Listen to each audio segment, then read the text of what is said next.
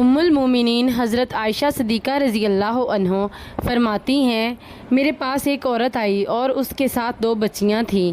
اس نے کھانے کے لیے کوئی چیز مانگی مگر میرے پاس سے ایک کھجور کے سوا اسے کچھ نہیں ملا، چنانچہ اسے میں نے وہی دے دیا۔ اس عورت نے کھجور کو خود نہ کھا کر اسے اپنی دونوں لڑکیوں کے درمیان بانٹ دیا اور اٹھ کر چلی گئی۔ پھر میرے پاس نبی اکرم صلی اللہ علیہ وآلہ وسلم تشریف لائے۔ میں نے آپ سے یہ واقعہ بیان کیا تو آپ صلی اللہ علیہ وآلہ وسلم نے فرمایا، جو ان لڑکیوں کی پرورش سے دوچار ہو اس کے لیے یہ سب جہنم سے پردہ ہوں گی۔ سنن ترمذی حدیث نمبر 1915۔ رسول اللہ صلی اللہ علیہ وسلم نے فرمایا، تم میں سے کسی کے پاس 3 لڑکیاں یا 3 بہنیں ہوں اور وہ ان کے ساتھ اچھا سلوک کرے تو جنت میں ضرور داخل ہوگا۔ سنن ترمذی حدیث نمبر 1912۔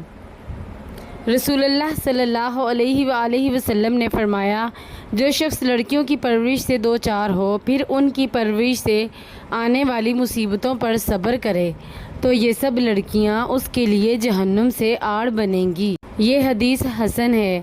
سنن ترمذی حدیث نمبر 1913۔